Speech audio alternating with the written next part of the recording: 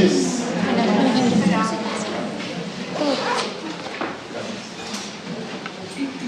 Vamos empezando, me parece.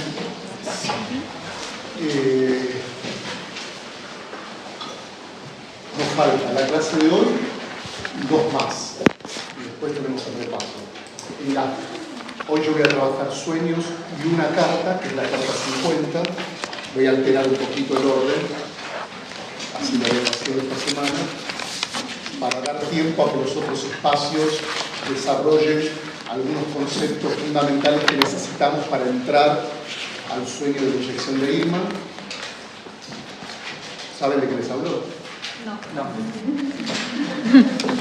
O sea, ni el programa estamos mirando. Ya no solamente que no leemos, sino que ni el programa miramos. Lo de Irma, no, Bien, perfecto. Sigan así, Igual que la menor mía. Sigan así. Sigan jodiendo. En un cumple está en un cumple, no se sabe. ¿Qué haces? ¿Cuándo estudias? No se sabe. No hay pizzas.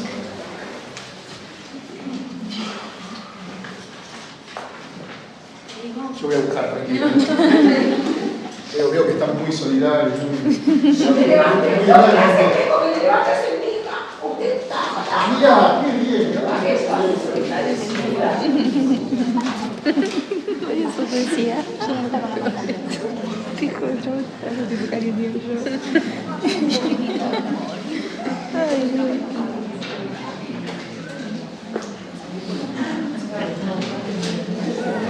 Estoy pasando mal, creo que no puedo hacer. No estoy pasando mi porción. Encima eso de que pierde tanto en corregir. ¿Qué cuesta poner que está mal o que está bien?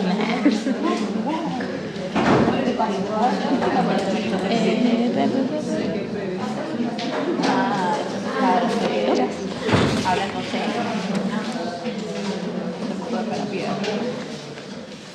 Todo con el Instagram, nada, ni un texto ahí, ni un texto. No. Están todos la troleada. Voy a quedar el dedo así.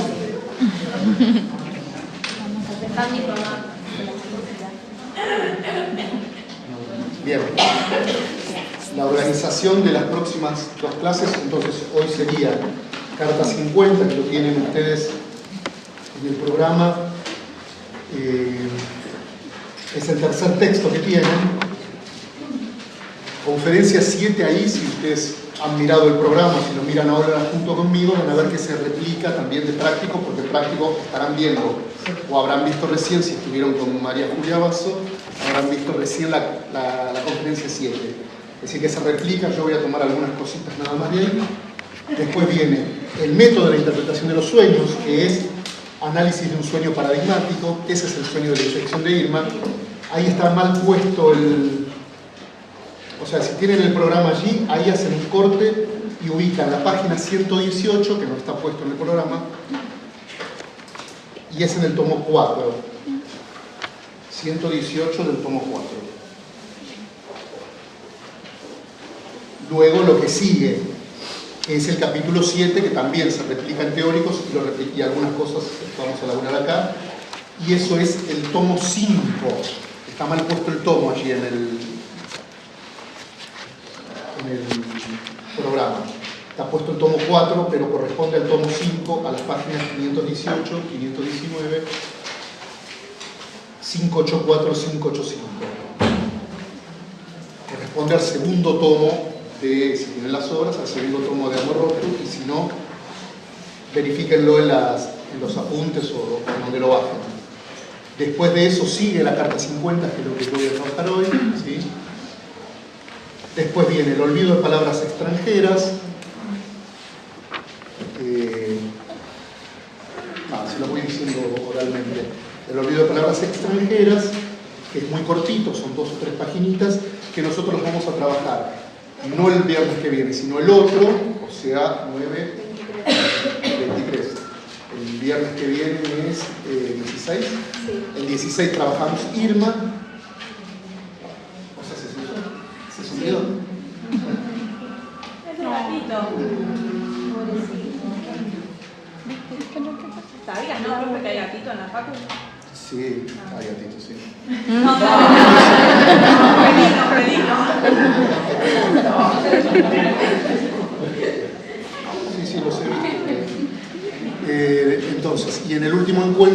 trabajamos Aliquis, que es el texto de olvido de palabras extranjeras, y el texto del chiste, que tienen un montón de apartados, pero tienen las páginas indicadas, no son muchas páginas, están las páginas indicadas. ¿Está bien? ¿Están todos en órbita? ¿Sí? ¿De acuerdo? Bien. Nada más del programa, están en frecuencia con el programa, ¿no? Veo que lo tienen todos a mano, así que están todos en frecuencia. Decime.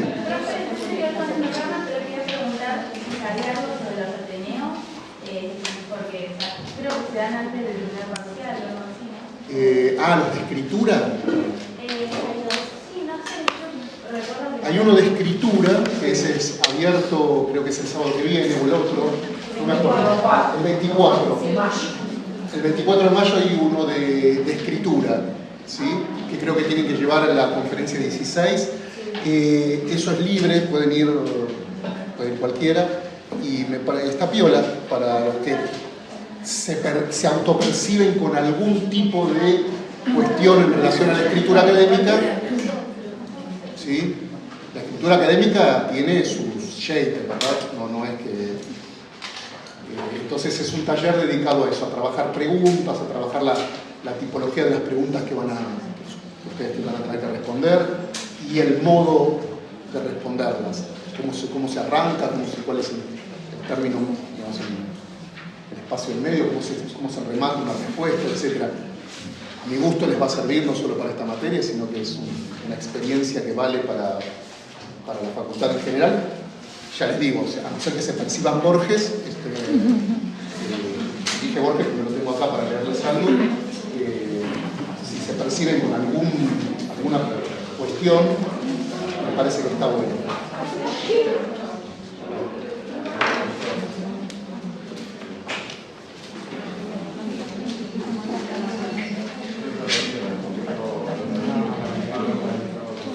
Bueno, si les parece, allá hay un lugar.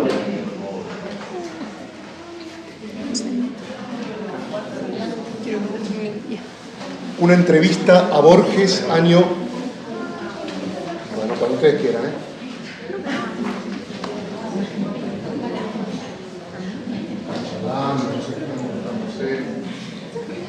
Ustedes digan.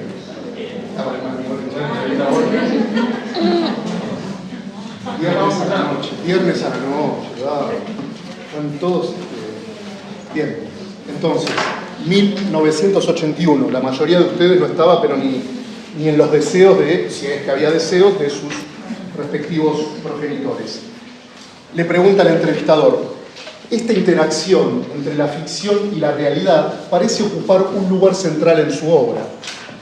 ¿Cómo afecta a su obra el mundo de los sueños? ¿Usa conscientemente material onírico? Le pregunta el entrevistador y Borges responde: cada mañana, cuando despierto, recuerdo sueños y los grabo o los escribo. A veces me pregunto si estoy dormido o estoy soñando. ¿Estoy soñando ahora?, se pregunta. ¿Quién puede saberlo? Nos soñamos unos a otros todo el tiempo. Berkeley afirmaba que Dios era quien nos soñaba. Tal vez tenía razón, pero cuán tedioso para el pobre Dios tener que soñar cada grieta y cada mota de polvo en cada taza de té. Dibuje, maestro, en cada taza de té y cada letra en cada alfabeto y cada pensamiento en cada cabeza. Debe estar exhausto.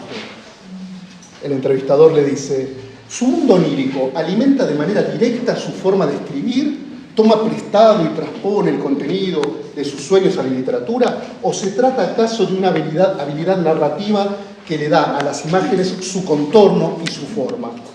Y él le dice, con esto terminamos: el relato ficticio da un orden al desorden del material onírico. El relato ficticio da un orden al desorden del material onírico. Elaboración secundaria, ¿sabe? Pero no puedo decir si el orden está impuesto o si ya está latente dentro del desorden, y tan solo espera quedar realzado a través de su repetición en la ficción. ¿Inventa el escritor de ficción un orden completamente nuevo ex nihilo? Supongo que si pudiera contestar semejantes preguntas, no escribiría ficción en absoluto. Vamos, querida. No voy a poder decir nada superador de eso, así que los despido hasta el viernes que viene. La puerta se abre sola para eso.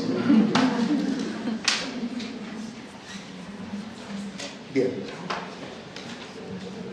Paralelamente, seguramente, y de paso se los voy a ordenar, porque sí, porque tengo ganas de ordenarlo, teóricos, prácticos y seminarios tendrían que estar en este momento todos al unísono, empezando con sueños o ya transitando sueños. En teóricos, la idea es trabajar sueños y la característica de la interpretación, ¿sí? O sea, se trabaja la doctrina de los sueños,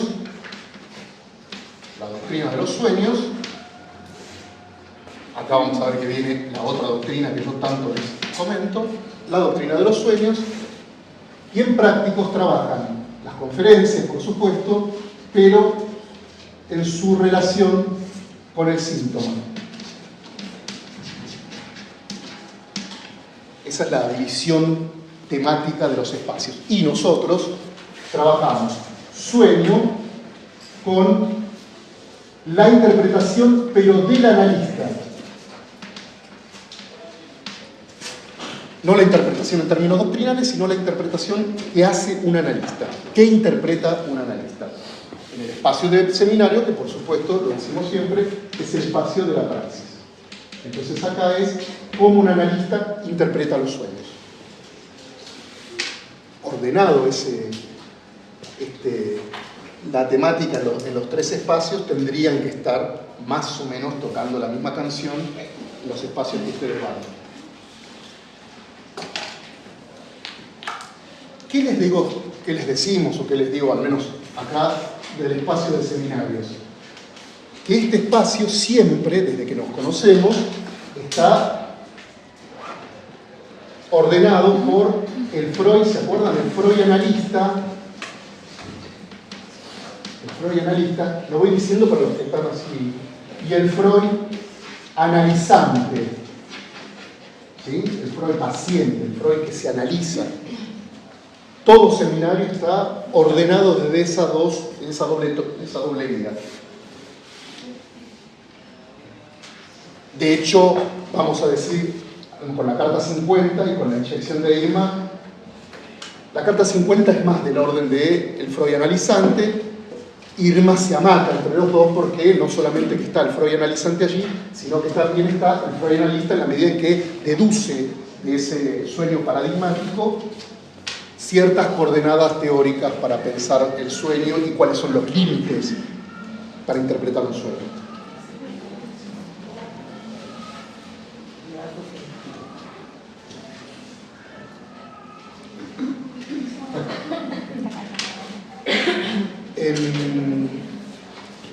En la carta 50, no sé si la leyeron, si la están leyendo, es muy cortita.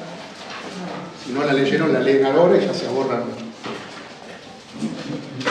Se las voy a leer yo. Son 10 renglones más. Tengo que contar, a ver, lo de Freud analizante, lo hemos dicho muchas veces y lo repetimos en todos los espacios, tiene que ver con el autoanálisis de Freud, es decir, el modo en cómo él se da a sí mismo su autoanálisis, pero básicamente de la correspondencia que Freud tiene con Fliess, a quien ubica en el lugar de aquel otro a quien él le dirige lo que va pensando en todo momento. ¿De acuerdo? Eso es la importancia del Freud analizante de pensarlo todo el tiempo con Fliess.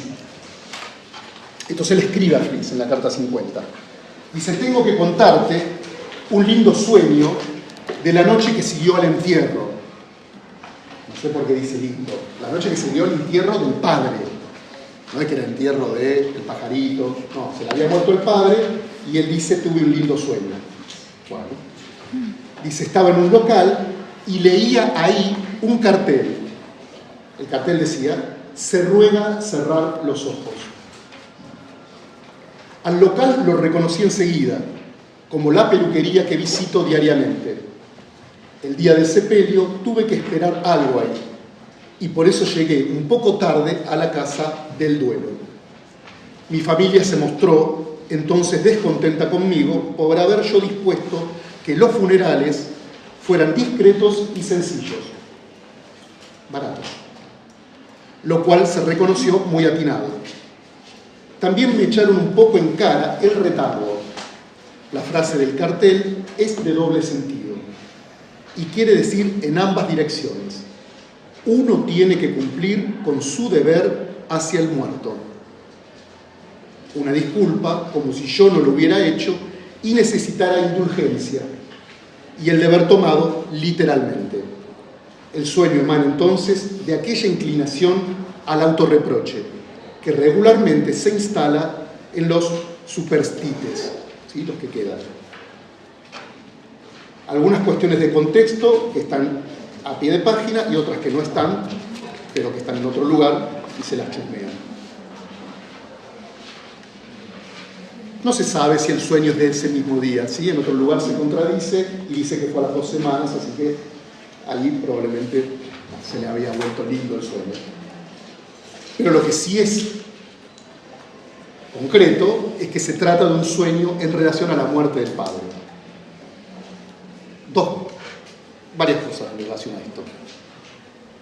No lo vamos a desarrollar nosotros, ni nos compete, pero en algún momento de la carrera seguramente se toparán con eso, con lo que significa el padre, no solo con lo que significa el padre en general, lo que significa el padre para cada una, para cada uno, y sobre todo lo que significa la función del padre para los hombres, que tiene una función distintiva de cómo se ubica en la estructuración subjetiva para la mujer.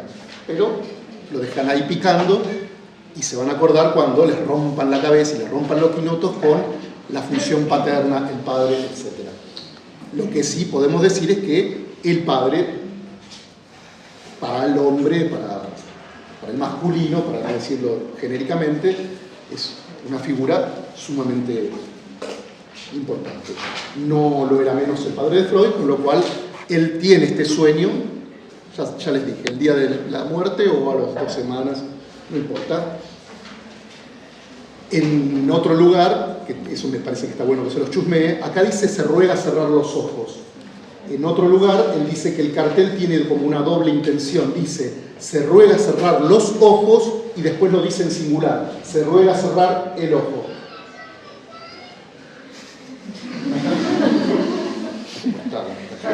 ¿Cómo está la gente hoy? Difiere. Bien. Se ruega cerrar un ojo, que va a quedar en la columna, imagínense, como si lo estuviera escribiendo, cerrar un ojo va a quedar en la columna de la indulgencia, ¿no? Le hice un funeral barato, necesito de ustedes cierta indulgencia. Llegué tarde, necesito de ustedes cierta indulgencia, ¿no? Va a quedar en la línea de esa autointerpretación que Freud le escribe a Fliess. Eso por un lado. Lo otro que no me quería olvidar es el Freud analizante. No sé si se acuerdan, pero si no se acuerdan lo repito porque me parece fundamental. ¿Qué es un analizante para el psicoanálisis? Dos renglones. ¿Qué sería un analizante para el psicoanálisis? ¿Qué entendieron hasta ahora de lo que sería, con sus palabras, como lo puedan decir? ¿Qué sería un analizante? ¿Un paciente? ¿Pero qué? ¿Qué características les parece a ustedes que tendría que tener un analizante para nominarse como tal? Padecimiento. Un paciente, no un analista, un paciente. Alguien que decide conocerse. Bueno, ¿algo más? Alguien que tiene padecimiento. Bien. El que tiene el saber de ser el paciente. ¿Cómo? El que tiene ese saber más sabido de ser el paciente. Como si estoy analizante, lo primero que se me viene a pensar en el otro, pero el otro no tiene el saber lo que es como yo, el consciente, por decirlo de alguna forma. ¿Está todo bien? La lección debería ser capaz de realizar una asociación libre. ¿Está todo bien? Sí. Un sujeto que desea. Un sujeto que sufre. Sí, lo que decía yo la compañera, bien. Está bien. ¿Algo más? ¿Qué sería? Está todo muy bien lo que dicen, ¿eh? ¿qué sería como nodular para que sean autobiográficos, si es que tienen esa experiencia, para decidir levantar el teléfono y decir, agarrar, marcar?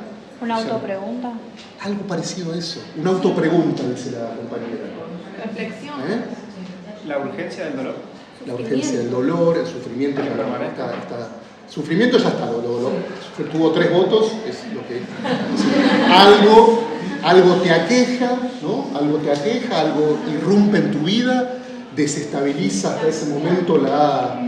No sé, Profe, es como lo que explicaban de que uno puede vivir con un montón de problemas y capaz no te importan, pero está la cosa en que vos digas, che, esto me está molestando, y ahí digas, y ahí le falta un lo quieras renglón más. resolver. Está bien, ahí te podrías juntar con los 3 compañeros que hablaban del sufrimiento y hoy a la noche se van a comer a calmar de caos. Así, eso está, pero le falta una vuelta de tuerca. A ver, ¿qué le dice?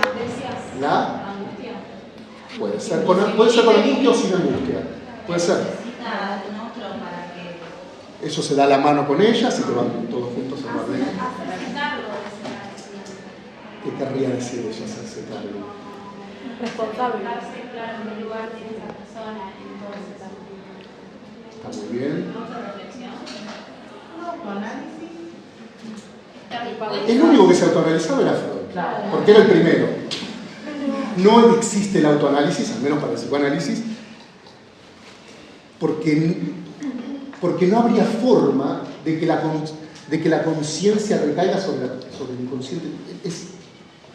¿No? Es como, por eso no es la reflexión, no es la autorreflexión, no es la conciencia de sí. Eso, piénsenlo en la coordenada filosófica, si quieren, la coordenada cartesiana, donde alguien es consciente porque piensa. Pero acá estamos frente a un sujeto, esto lo charlábamos la vez pasada, ¿no? Para confundo. Estamos frente a un sujeto que está descentrado. Sí, porque vos habías dicho algo, alguien me había dicho algo muy lúcido. Porque ahora estamos frente a un sujeto que no puede pensarse a sí mismo y que en todo caso, que era la acotación que hacíamos la vez pasada, es allí donde no piensa, con lo cual hay que descartar la idea. Te doy la palabra y avanzar. Claro, ¿quién decía algo? No, yo decía que capaz cuando te imposibilita seguir tu día a día viviendo con esto de las histéricas, capaz iban con una dolencia en el brazo o en la pierna y iban como ya en la última instancia. Sí, está todo muy bien lo que dicen, el sufrimiento, la angustia, puede ser con angustia o no, hay pacientes que consultan y no están angustiados. A eso le vamos a agregar la vuelta de tuerca de que sea enigmático para el sujeto mismo, que le depare alguna pregunta al sujeto. Si alguien no se pregunta, no va a consultar a nadie. Pero ahí implica la conciencia, ¿viste? El conocimiento está asociado. Cuando la quiere conocer se pregunta, si no, no te puedes conocer. Mira, Lacan tiene una frase que es lapidaria. Dice, cuando viene un paciente a decirme que quiere conocerse a sí mismo, lo despido cortésmente. No le importa el ¿cómo le voy a conocimiento. decir eso al analista? Yo no le voy a decir eso. He hecho análisis un montón de veces. Lo único que quiero deslindar del conocimiento es que no tiene que ver con el autoconocimiento, no tiene que ver con el conocimiento. Tomame esa, digamos, que es... Ahora sí, lo que decías vos tiene que ver con hacerse una pregunta, 100% verdadero lo que decís. Pero tiene que estar la pregunta. O sea, que tiene que estar el desconocimiento. Ahí va mejor, ahí te lo explico mejor. Tiene que estar el desconocimiento que recaiga sobre uno, no otra cosa. Y el desconocimiento recae con el enigma. Lo podemos discutir, ¿eh? No yo lo dije lo del conocimiento porque para tener el conocimiento tenés que hacerte una pregunta, si no, no hay conocimiento. Cualquier tipo de conocimiento, inclusive. Claro. Bueno. Cualquier tipo de conocimiento. No, porque vos Para la ciencia se basa en la observación. La ley la gana porque el chabón dijo, ay, ¿por qué se cae esa manzana? O sea, siempre hay una pregunta para que haya un conocimiento. Sí. De cualquier tipo. Sí. Bueno, tomémoslo en ese sentido, no sé si querías decir algo, ya vamos dándole el brochecito. Tiene que ser el enigma, tiene que ser enigmático para uno mismo. ¿Sí? Ahí hay como un escaloncito más. Algo tiene que ser enigmático y uno tiene que tener la ilusión, vamos a pensarlo así, de que ese a quien uno se va a dirigir tendría alguna posibilidad de respondernos sobre ese enigma. ¿sí? Esa sería la estructura del analizante. Número 2, esa enigma tendría que suponer que hay otra instancia que lo determina. Ahí empieza a choquear, te seguir, y vamos juntos de la mano, y ahí ya te la suelto. Porque el conocimiento no podría nunca arrojarte a un lugar donde lo que te determina es otra escena que no es la conciencia. ¿Está bien en esa idea? ¿Están de acuerdo? No sé si de acuerdo. Es un poco lo que decía la vez pasada, de que medio que nos quedaríamos todos sin trabajo si uno cree en sus propias hipótesis y dice, bueno, esto es lo que me está pasando. O sea, también va un poco por ahí. O sea, en realidad, como lo que decía ella, es un poco una pregunta, pero no creo que tanto por conocimiento, sino por desconocimiento. Porque ese conocimiento que creemos, en realidad no lo es porque, o sea, no lo estaríamos consiguiendo tan fácilmente. Ahí las tres pueden ir a tomar una cerveza, ¿no? Y siguen charlando. Se han armado como 4 grupos de cerveza de noche, donde claramente es las dos cosas, es el desconocimiento, ya te doy la palabra, el desconocimiento y a la suposición de que eso que determina mi sufrimiento, como decía el otro grupo de cerveza, ¿no? O de padecimiento, la idea de que eso está determinado por alguna otra instancia que yo desconozco. Esas son las dos condiciones, podríamos decir, cruciales para un analizante, ¿no? Es decir, se me plantea el enigma y al mismo tiempo, en ese enigma yo supongo que hay un determinante, como lo venimos diciendo en los textos hasta ahora, determinante psíquico, ¿no? El determinante psíquico. Ustedes con el sueño empiezan también a ir en ese sentido. Entre los contenidos latentes y el contenido manifiesto, hay una relación de determinación. Es decir, el contenido manifiesto está determinado por el modo en cómo el contenido onírico latente se organice, como decía Borges, o no, se organice o no, pero que la determinación le viene desde el contenido latente no cabe duda. Ese es el determinismo psíquico. Hay una instancia, lo mismo vale para todas las formaciones del inconsciente, incluso para el síntoma, ya que lo van a ver en práctica. Para el síntoma vale el mismo razonamiento. Hay una instancia que determina, ¿se acuerdan que ustedes en la primera formulación del síntoma le ponían la X acá? Porque hay una instancia que determina que ese sujeto, como decían bien ustedes, sufra por lo que sufre, pero no sabe por lo que sufre, aún sabiendo o estando su saber en el mismo. Entonces están las dos cositas bien articuladas. Está el determinismo psíquico por un lado y el enigma y la suposición de que eso tiene alguna respuesta en el otro. Dicho todo eso, cuando leíamos la carta, recién la carta 50, Freud hace una apuesta decidida a que detrás del cartel hay algo que lo determina. ¿Sí? Detrás del texto del cartel, que sería el contenido manifiesto, el relato, detrás del contenido del cartel, o más allá del contenido del cartel, hay una instancia que lo determina. Y que para él, en esa doble lectura que hace, puede ser o la indulgencia de cerrar un ojo, vinculado a su llegar tarde o haberle hecho un sepelio barato al padre, que en otro lugar explica que el padre le había pedido que sea austero.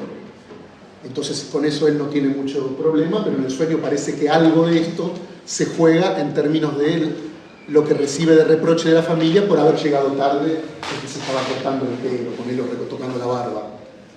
Esa es una línea. Y la otra línea que aparece es la de cerrarle los ojos al padre mismo. Cuando la línea del plural, la línea de cerrar los ojos, ahí es cerrarle los ojos al padre muerto, ¿sí? Que tiene que ver con esa línea, otra línea que él dice, bueno, terminar de cumplir con los deberes de hijo, que es acompañar al padre hasta la instancia última donde uno puede acompañar a alguien. Es terrible lo que dice, o sea, no sé si lo figuran, pero es acompañar a alguien sumamente importante de sus propias vidas hasta el instante en donde le cierran a ustedes los ojos. Vieron que cada cultura tiene su shape con esto de cerrar los ojos, algunas culturas acompañan, otras no. Bueno, pero digo, más allá de eso, en la cultura, Freud era judío, así que en en la cultura hebrea, digamos, ese acompañamiento es literal, se acompaña hasta el momento en donde alguien le cierra, si falleció con los ojos abiertos, que parece que fuera el caso del padre de Freud, lo acompaña y le cierra los ojos. Es decir, que hasta ese punto él lee en el sueño, o en ese cartel que aparece en el sueño, él lee esa determinación como hijo. ¿Ya está esto? ¿Sí? ¿Ya está?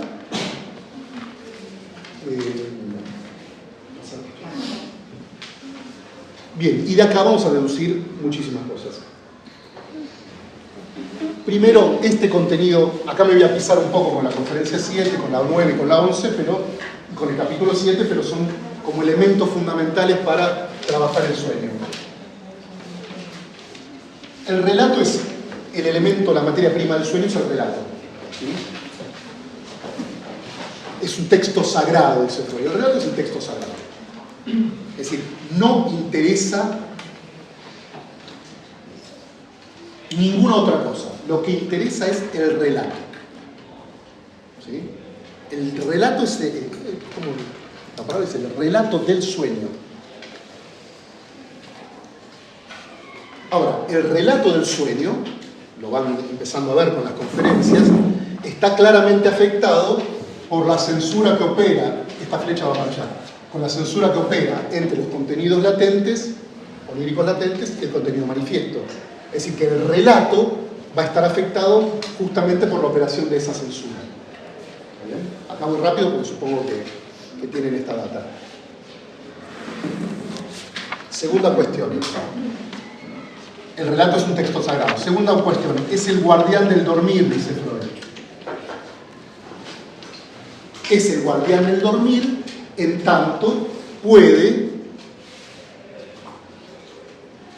metabolizar, tómenme esa palabra, metabolizar, utilizar, articular, los elementos que componen el sueño en justamente un sueño y de ahí un relato. ¿Qué quiero decir con esto?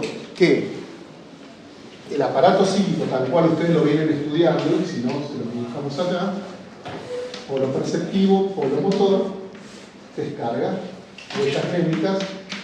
Este es el camino progrediente que hace... ¿Está bien esto, no? ¿Lo están estudiando así? ¿Lo están mirando así? En teóricos. Este es el camino progrediente que hace la vigilia. ¿Tá? Se percibe desde el polo motor y se descarga. Se ubican las huellas de esa experiencia de percepción y se descarga. ¿Qué sucede? Lo que dice Freud es ese camino progrediente, cuando el polo motor está clausurado por el dormir, emprende un camino regrediente. ¿Sí? Es decir, que regresa a investir las huellas y de esa manera forma el sueño. ¿Por qué se los articulé justo en el momento que decíamos guardián del dormir? Mientras el sueño pueda ir articulando las huellas que lo componen, uno duerme. Uno duerme. Lo que va a estar tratando de decir Freud es que, no sé si el problema, pero lo que él dice es que si algo de esto no se articula en el sueño, se produce el despertar.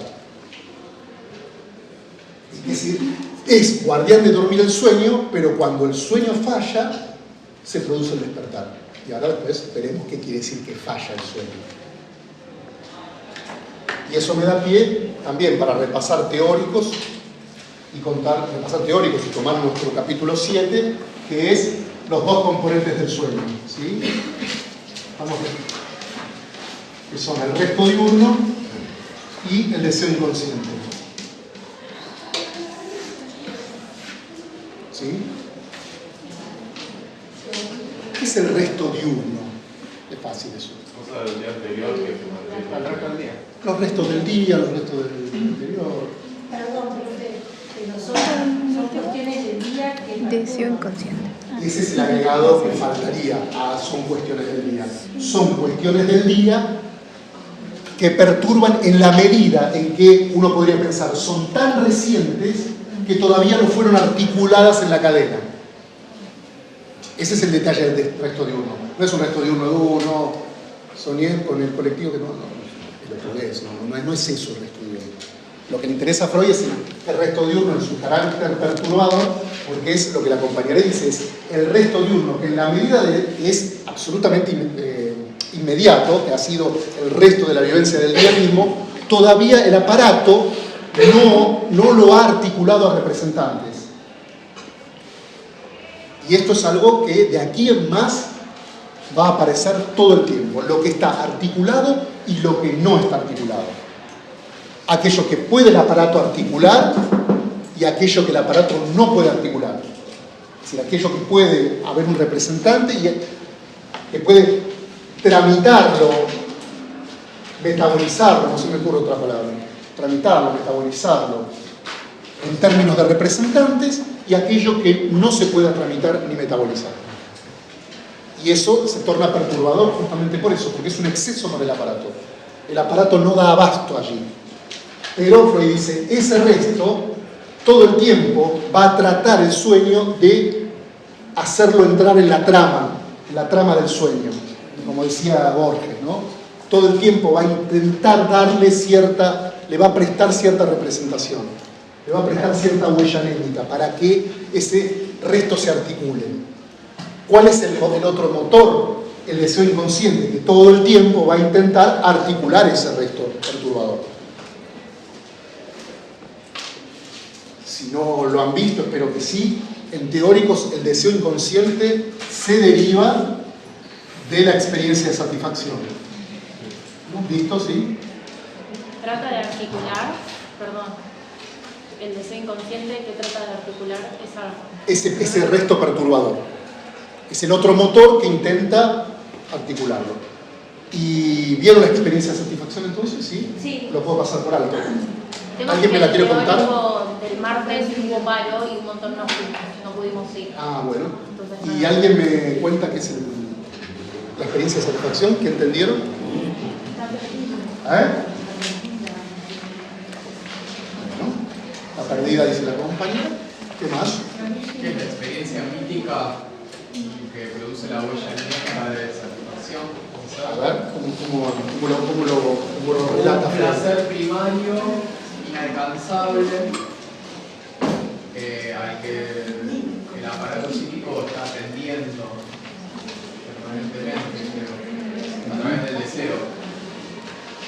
El deseo va a ser el resto, ¿sí? Va a ser lo que reste de esa experiencia de satisfacción. Piénsenlo como ¿cómo se dice? Como un cociente. Hay algo. A ver, dale. Diría que en la primera infancia se genera una satisfacción que puede ser por la succión del niño a la madre, una cosa así. Esa es la experiencia mística. Después, en una segunda instancia, que puede ser en una niñez posterior, se quiere volver a esa experiencia, pero se genera una frustración.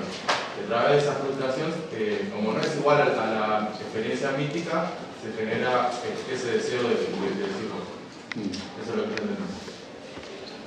Bueno, ¿qué más? A ver, dale. Voy a decir un tratamiento del aparato para tramitar los informes psicológicos. Sí. Ese sería el corolario de la experiencia de satisfacción, ¿no? Porque lo que decían los compañeros es que primero tienen que subrayar la palabra mítico, que lo hacías muy bien vos, ¿no? Hay que subrayar la palabra mítica. ¿Por qué razón? Porque no es una experiencia que se verifique en ningún lado y en ningún momento de la vida. Es una experiencia que es efecto de una construcción teórica, que Freud hace a los fines de demostrar o a los fines de justificar cómo se engendra el deseo. Después se verifica lo que el compañero dice en un chiquito que acaba de tomar la teta y sigue succionando. Entonces Freud dice, ¿qué es lo que succiona? Si ya está saciado de hambre, ¿qué es lo que succiona? No es necesario que pasen años ni que pase... No, termina de tomar la teta, de tomar la mamadera y empieza con los labios a succionarse a sí mismo. Freud dice, ¿qué está haciendo? Bueno, lo que está haciendo es tratando de investir regredientemente, por eso la experiencia es homologable al sueño allí, porque está tratando de investir regredientemente la huella que dejó la experiencia de satisfacción respecto de él y su madre, o él y la leche etcétera, etcétera. Y ahí aparece la... Uy, firman y se van, chicos, qué feos. Horrible. Bueno.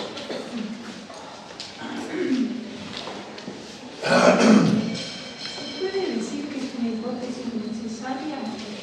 Es una hipótesis necesaria en el punto donde lo decía él, ¿viste? Que decía mítica. Porque el mito es eso, el mito es una construcción discursiva allí donde uno tiene que explicar una causa de la cual no sabe qué decir. No sé, todas las ciencias se manejan así, todas las ciencias se manejan así. La matemática usa los axiomas. Es decir, allí donde no se sabe cómo surge, ¡pum!, pinta la axiomática. La lógica igual. Es decir, las ciencias conjeturales como la nuestra intenta, allí donde no es posible decir cuál es el inicio y si eso es verificable o no verificable, etc., ahí tiene que construir un concepto que es del orden de lo mítico. Porque es eso, es una articulación lingüística en definitiva del mito. No es una leyenda, es un discurso, es una narrativa. Para explicar algo, es una narrativa explicativa, es un mito que explica cómo surge el deseo en los humanos. Y él lo contaba bien recién, decía, bueno, parecería que el deseo fuese la diferencia, por eso yo decía que era un cociente, entre lo buscado y lo hallado.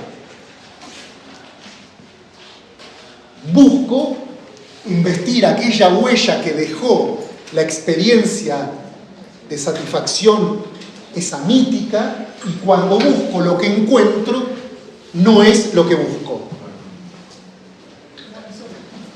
Como le pasa después al resto de la vida, nos pasa por el tiempo. Y ahí está la O sea, falta. no es que tiene que ser.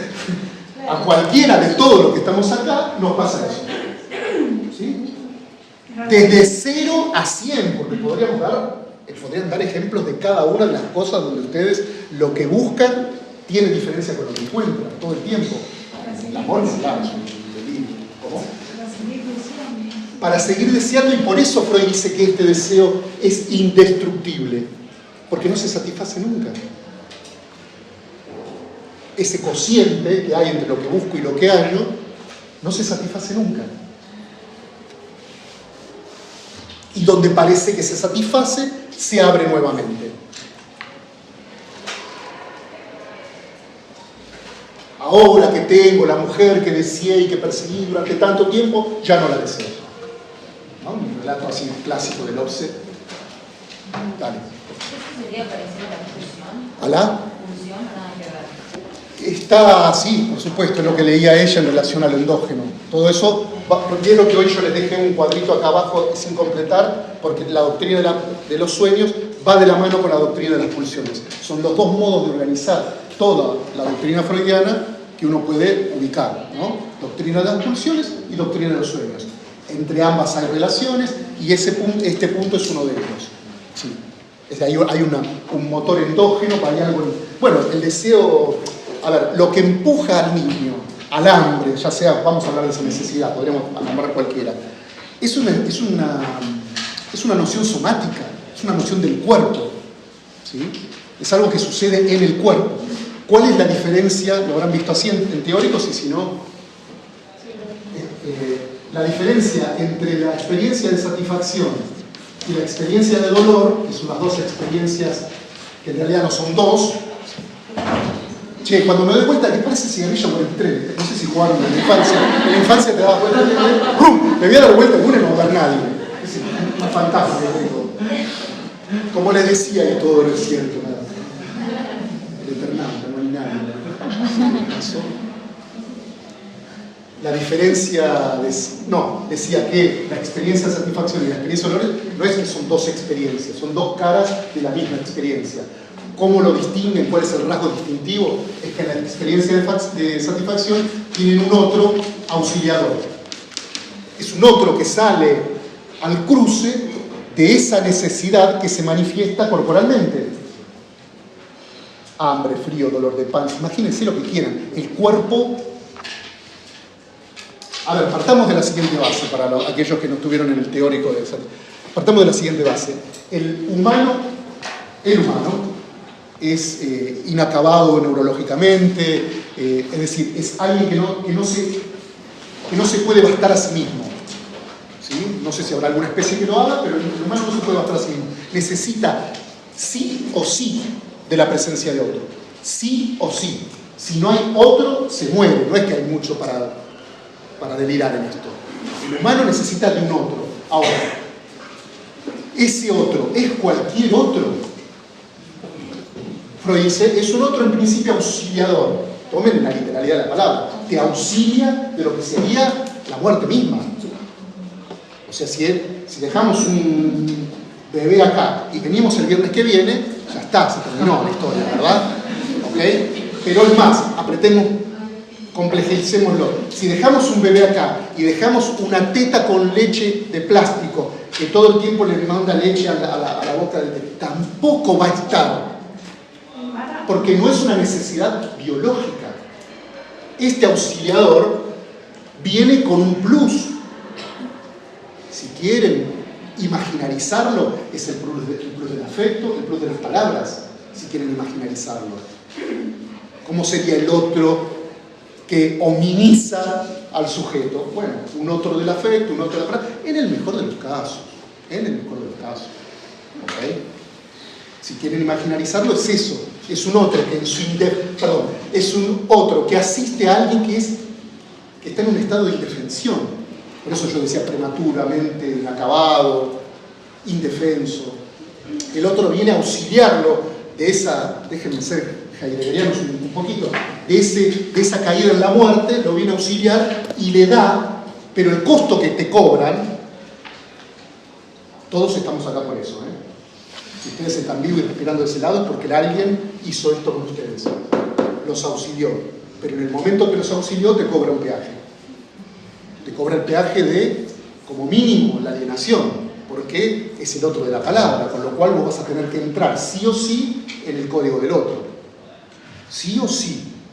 Llorás, berreás, pataleás, te meás, te cagás, te duele el estómago, te haces caca, pis, no depende de vos.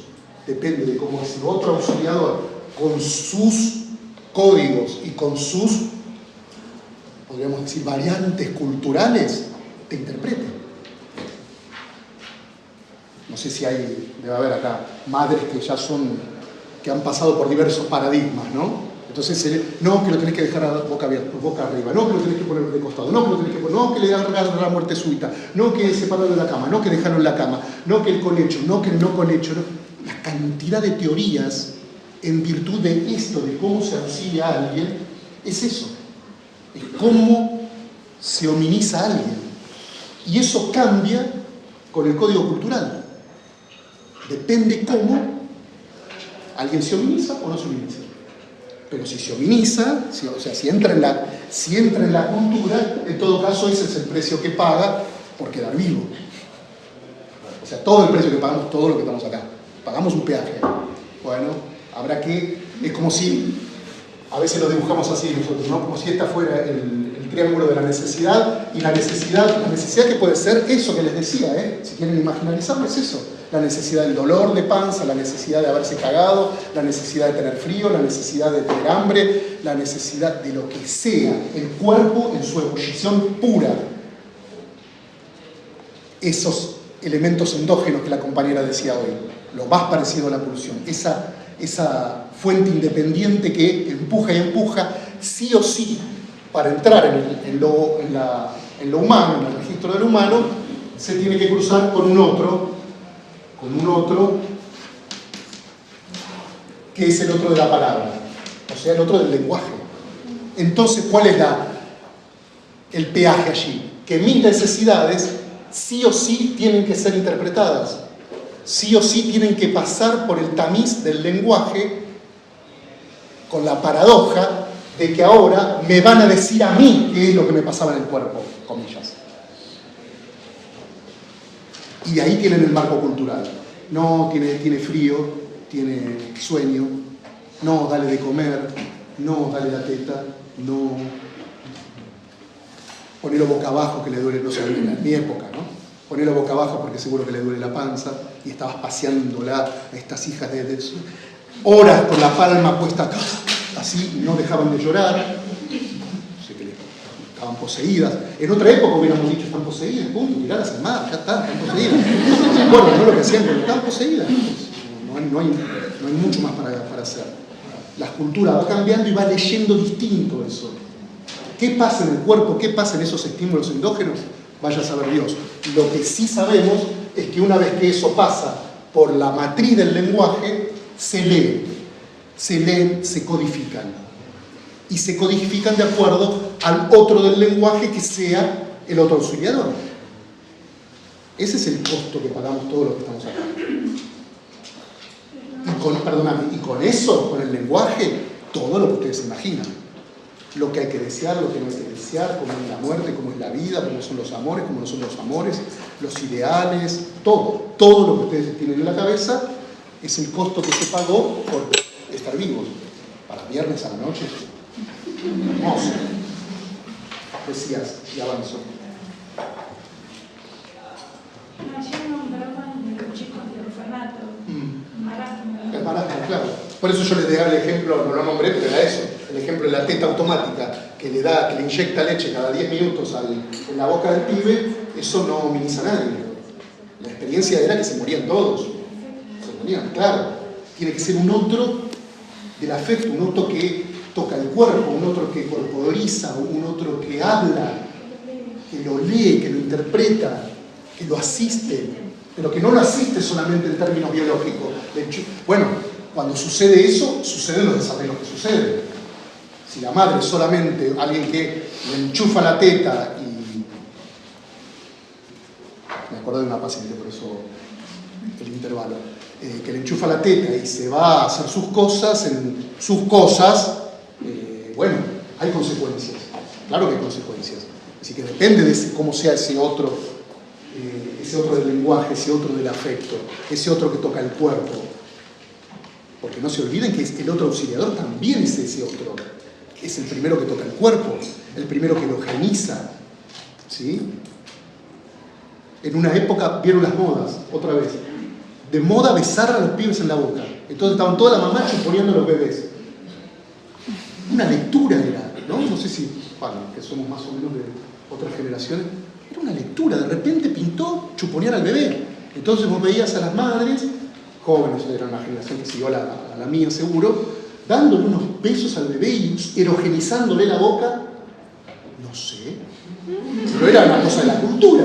Es decir, ese otro auxiliador no viene desprovisto de toda la fantasmática de la cultura, o de lo que esa cultura entiende que ahora hay que hacer. Ahora hay que chuponearle en la boca. Bueno, vamos a ir chuponeándole en la boca y erogenizándole la zona.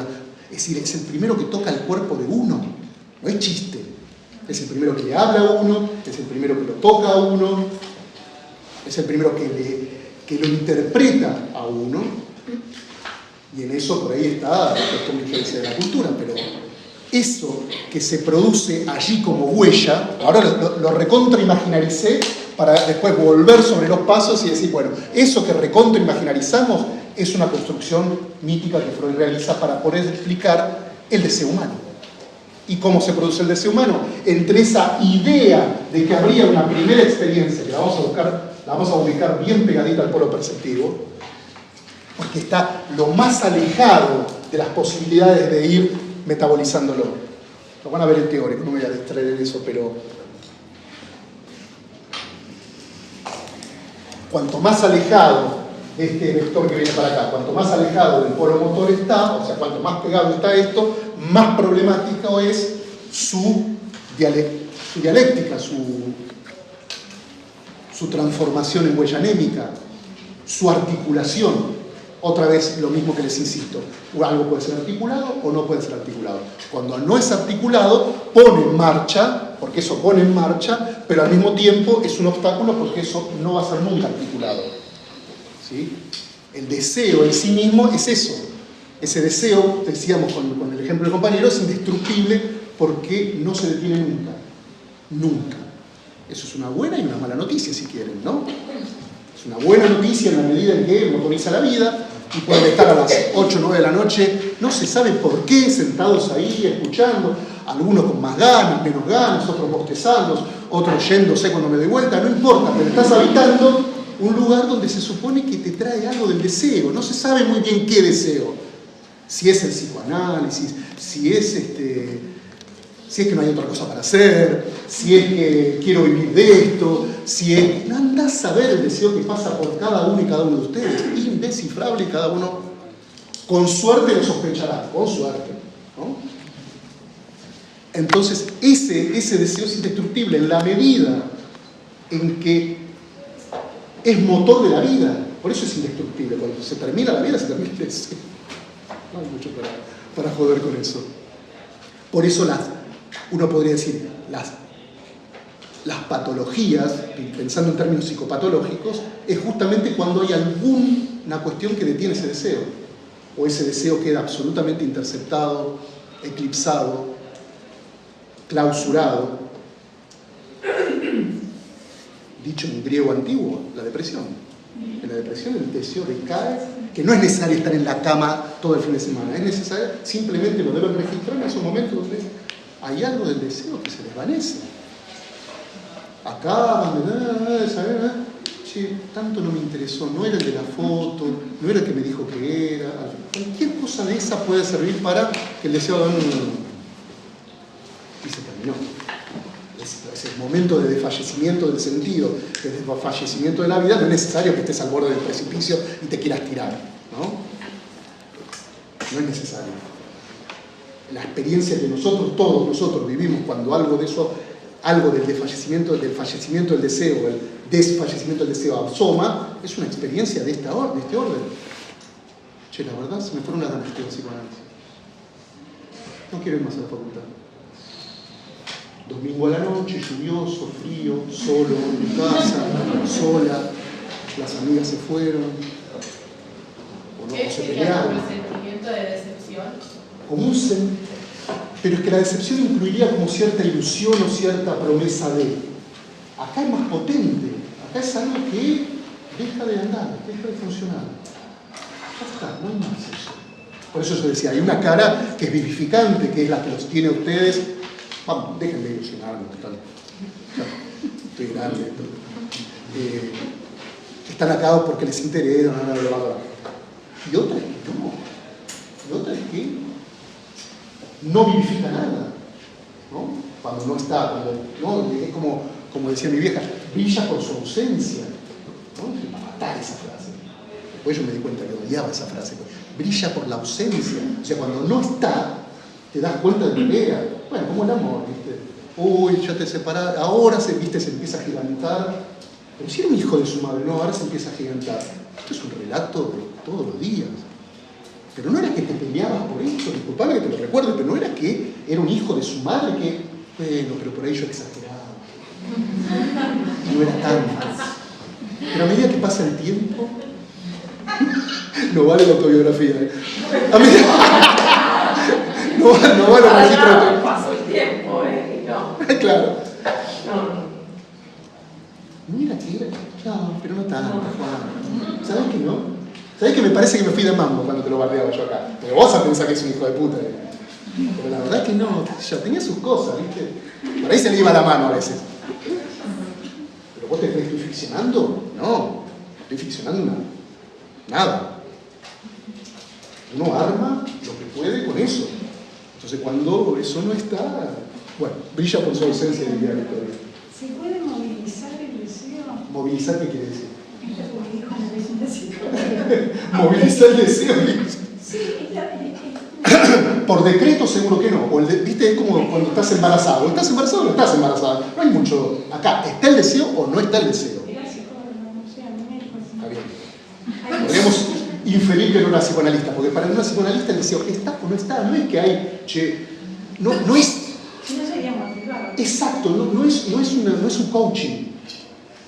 No es que vos venís con el deseo malo y yo te digo, va, arriba, vamos a desear, viejo, dale, vamos a desear, vamos a leer, Tindunga, es peor, cuando más vas ahí al mundo, peor. Tengo una paciente que atiendo ya hace un tiempito, pero es una melancolía, ¿sí? Ya van a ver que es una melancolía, pero en principio entiéndanme solamente que la melancolía es el colmo de la ausencia de deseo. ¿Sí? La melancolía es como una clase de psicosis que está en el borde de lo que es el deseo en su... Entonces, eso es muy difícil de soportar Escúchenlo hoy y aquellos que se dediquen a esto van a escuchar mi voz de acá a unos años. Lo decía este pelotudo. ¿Para qué mierda tomé una melancólica? Nada, me quiero matar. Porque el discurso de esta mujer es todo el tiempo eso. Hola, fulanita, ¿cómo andás? ¿Cómo? Otra semana horrible. Bueno, ¿y qué pasó? Nada, no pasó nada. No pasa nada en mi vida. Tengo que ir a cuidar a mi padre. Mientras se cae en la lágrima, cuidar a mi padre. A veces pienso, ¿para qué vivo? Literal, no te estoy inventando nada. Me lo acuerdo porque fue la última sesión, por eso me lo acuerdo. A veces pienso que no tiene sentido la vida. ¿Para qué vivo? Freud dice algo maravilloso que ustedes lo van a leer, seguramente en seminario, me parece que lo tenemos, no me acuerdo si es el texto está ahora en seminario, que dice que, es un hijo de puta, dice que hasta para suicidarse hay que tener un poco de proceso de vida.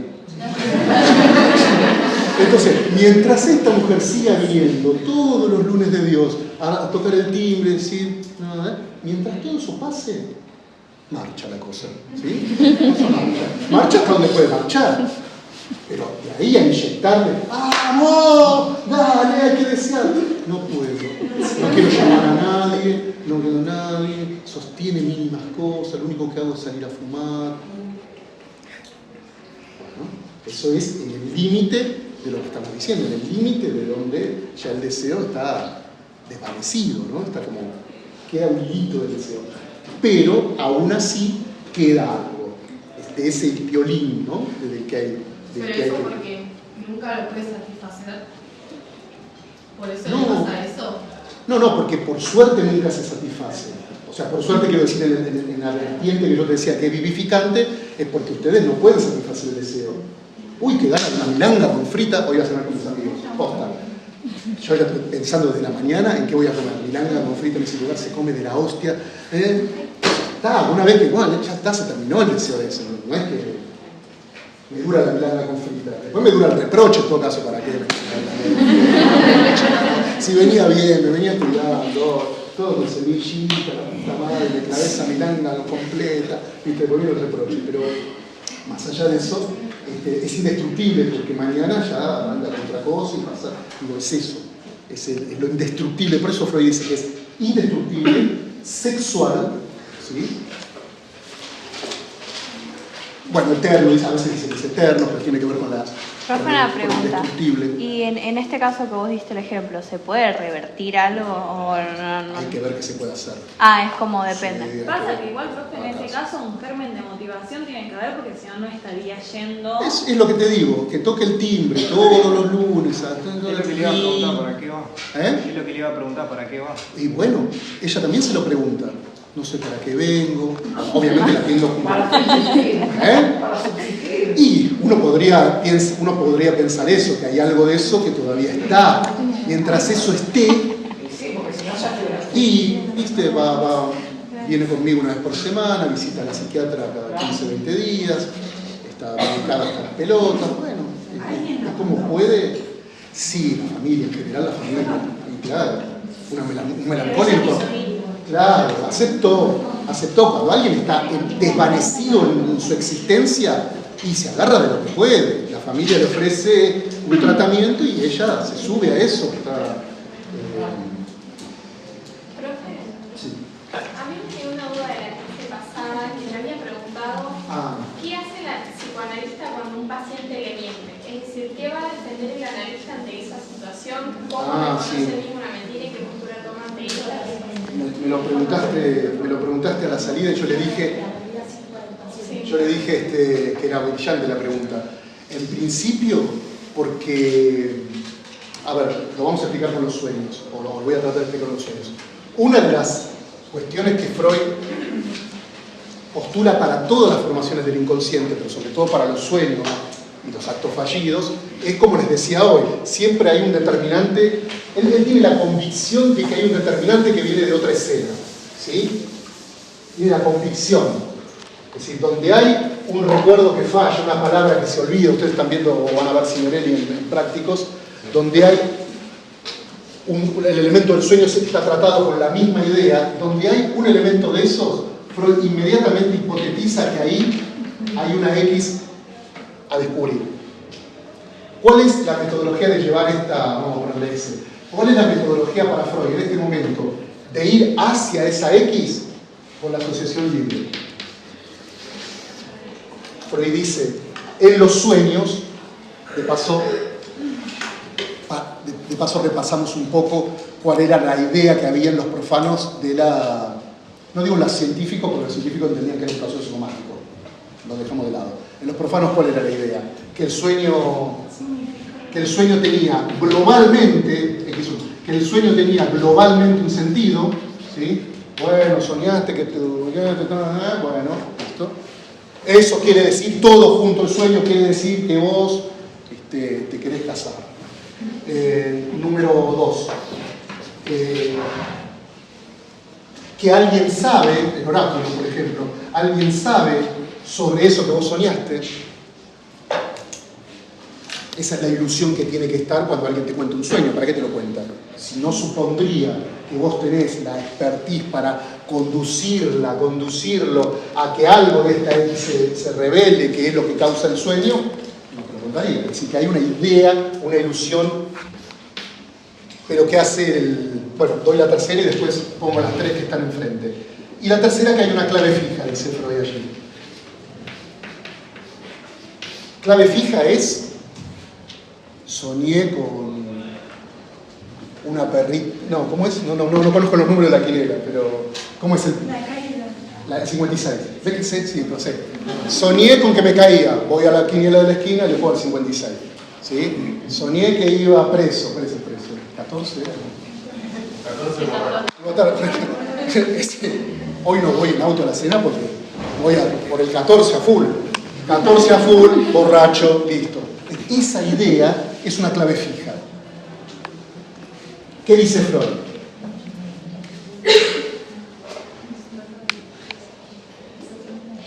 En el otro seminario hice esto y a ver si sale acá. ¿Qué podría ser? Un payaso. Sueño con un payaso. Primer palabra de payaso. ¿Qué se te ocurre?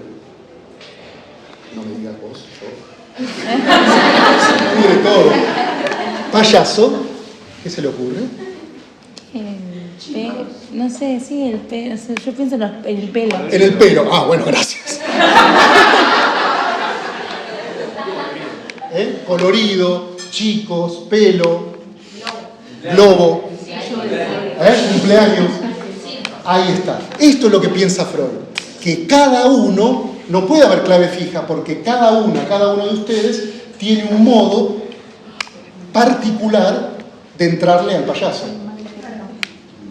Eso explica en Freud que no hay clave fija. Que cada uno, no me vas a dormir. Le dije a mi docente pelado de psicoanálisis que se me ocurre el pelo. Hija de su madre. Eso es el inconsciente. Los otros fueron más, ¿viste? No, el colorido, el pelo. Los chicos jugando por allí. El pelo. Pregúntame otra, ¿no? Un modo de demostrar que a mí no me vas a preguntar para qué boludo. Tomá. El sueño es... Tomá, pelado, ahora vas a ver cómo son las cosas. Entonces, no hay interpretación global porque Freud progresa por fragmentos, ¿sí? Por elementos. No importa si yo soñé con un circo que me llevaba a mi mamita y estábamos de la mano, nunca me llevaba al circo de mi mamá, así que no sé, no existía donde yo vivía, entonces me llevaba a un circo, era un deseo que yo quería ir al circo, no importa todo esto, no importa el relato del sueño, ¿no?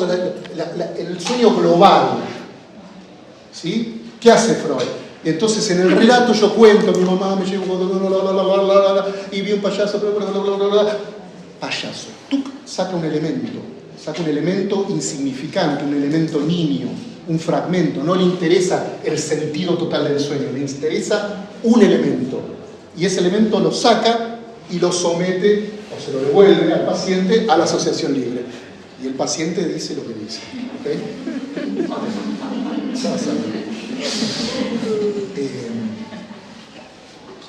De esa manera combatimos la idea de que sea una interpretación global es decir, una interpretación por el todo del sueño, no es por el todo, es por el fragmentos, no es oracular porque el saber no lo tiene el analista. Si yo le devuelvo al paciente para que asocie, es porque el saber lo tiene el paciente, lo mismo que veíamos con las histéricas al principio, ¿ok? Si le devuelvo el saber al paciente, es el paciente el que sabe sobre lo que soñó, ¿sí? Como decimos con una amiga, es un modo de zafar de esas reuniones pedorras en donde te van a preguntar una y otra vez: che, ¿vos qué estudias psicología? Ya soñé con un perrito. ¿Qué onda? ¿Qué onda? Hay que estudias al pedo entonces, ¿no? ¿Que no sabés? O sea, te preguntan por esto, te preguntan por la clave fija. Un perrito sabe qué quiere decir, que te vas a morir. Me hizo acordar, no fue un sueño, fue un relato de una paciente que va a su country, bueno, toda la historieta, invita a su suegra y su suegra le dice: ¿vos plantaste esa planta? Sí. Ah, ¿sabés qué quiere decir? No, le dice mi paciente. Ah, que las señoras de la casa que tienen esa planta se van a morir. Con una suegra así, hermosa. No quiero decir que vos, y ahí empezamos. No quiero decir que vos, X, te vayas a morir, pero viste como son los dichos populares, bla, bla, bla. Se la puso, la mina vio angustiada. Es una hija de mí.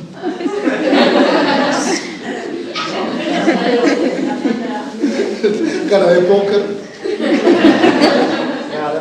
Entonces, no sé cómo carajo venía eso. No sé por qué dije eso, lo de... no es clave fija, claro. Es clave por lo que... Y ahora voy a tu pregunta, porque eso que cada uno dijo está enclavado en su propia gramática, es decir, en sus propias marcas subjetivas, que no tienen que ver con la experiencia, ya lo saben ustedes porque han cursado prácticos y han pasado del trauma a la fantasía, así que ya lo tienen clarísimo. Entonces tiene que ver con esas marcas del lenguaje en cada uno, esas palabras que han marcado a cada uno, esos sentidos que los han marcado a cada uno. Entonces, si quieren, hasta podemos cuestionar, porque es viernes, que sea totalmente libre, porque ninguna de esas palabras que ustedes dijeron en relación al payaso es libre.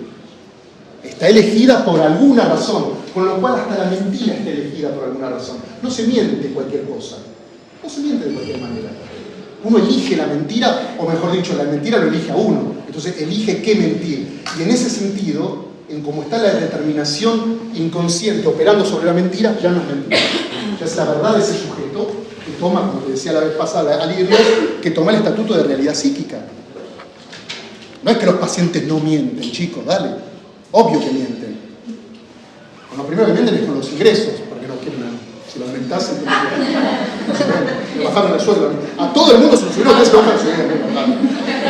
Miente. No importa, eso no importa. Lo que importa es que esa mentira tiene estatuto de verdad, de ahí no se juega la lógica si es verdad o mentira. Porque ¿qué sería verdad o mentira? Aristóteles, la constatación con la realidad material. No es realidad material, porque la realidad de cada uno de ustedes es la realidad psíquica a esta altura, no la material. Ya superaron la idea de que había un trauma efectivamente acontecido. No, ahora hubo una afección vestida de afecto. Por algo dijo pelado ella. Andá a saber, pero ella sola lo debe saber si siguiera asociando, ¿no? Después los likes, los chicos, los colorcitos. Pero ¿entendés? Hay algo allí que tiene el estatuto de realidad psíquica. Lo van a ver en prácticos, más ya pasando sueros por ahí ya se van a meter con esto de la realidad psíquica, pero es algo que en prácticos ustedes lo han visto de la mano de la Carta 69. Hay una ficción, no importa si es verdad o mentira, lo que importa es que tiene eficacia esa ficción porque fue investida de afecto. Otra vez, no importa si es verdad o mentira, no importa si sucedió o no sucedió, es muy probable, dice Freud, que nunca haya sucedido. Que solamente sea un relato que tengo de mí mismo, un recuerdo encubridor, empiezan a ver ustedes ahora en práctico. ¿Por qué van a ver eso? Porque no importa si pasó o no pasó. Todos los recuerdos que ustedes tienen en sus cabezas, si ahora hiciéramos otro ejercicio, no lo vamos a hacer, tranquilo, quédate, no me tenés que contar nada. No, soñé con que mató a un pelado, dicen. No tenés que contar nada. Pero todos los recuerdos que ustedes tienen, Freud va a decir, todos esos son recuerdos encubridores. No hay un recuerdo efectivo. De hecho, estuviste en el mismo lugar con otra persona y los dos tienen recuerdos diferentes. O sea que no tiene que ver con la realidad material. Tiene que ver con ese procesamiento que cada uno cada una hace de esa fantasmática, de esa ficción, si la inviste o no la inviste de afecto, es la realidad psíquica, tómenme esa palabra, ese sintagma, después lo pensarán mejor, pero era simplemente para responderle a ella, porque no importa después, el sueño mismo es a ver, si uno fuera, el sueño mismo es una mentira. ¿Qué te pasó, boludo? ¿Te pasó? ¿Realmente fuiste al circo con tu madre? No, nunca me pasó. ¿Y qué importa si le pasó o no le pasó? Lo que importa es que eso es la excusa para que en el camino de la interpretación, este es el trabajo del sueño, que va para allá, el trabajo del sueño, y este es el camino de la interpretación. O sea, el camino que desanda de los contenidos manifiestos intenta ir hacia los contenidos latentes. Es lo mismo que dibujamos en un cuadro de formación del sueño, acá intentamos hacer como una reproducción de lo que sería este circuito. Se forma el sueño para este lado, esto que había dibujado acá es la censura. ¿Se acuerdan? Tienen los 4 elementos, como lo que decimos, están en las conferencias: condensación, desplazamiento, figurabilidad en imágenes y elaboración secundaria. Listo, era lo que decía Borges. Cuando el relato ficticio da un orden al desorden del material onírico. Es eso. Y eso es lo que menos le interesa a Freud.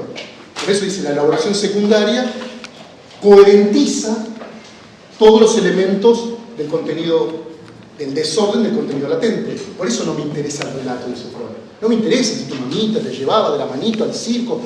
Me interesa ese elemento que apareció casi insignificante, que fue el payaso. Entonces, hay un payaso, ¿no? ¿Qué se le ocurre con payaso? ¿Okay? Eso me interesa, porque ese es el camino. Por eso Freud dice que otro elemento acá, que es una vía regia para acceder al inconsciente. Porque es quien presta, por su conformación, los elementos ideales para ir hacia la asociación libre. ¿Sí? Bien. Dos cosas nada más y nos vamos. Porque ahora, el fin de semana, ustedes van a entrar al sueño de Irma. Mañana y pasado se van a quedar leyendo el tomo 4. Y en el tomo 4, página 118, Freud trabaja su propio sueño. El sueño de inyección de Irma es un sueño del propio Freud. ¿Qué me interesa que lean allí para trabajar ese sueño? En principio, saber que es un sueño paradigmático. ¿Qué quiere decir paradigmático? Que es el sueño que inaugura para Freud el psicoanálisis propiamente dicho, la teoría de los sueños.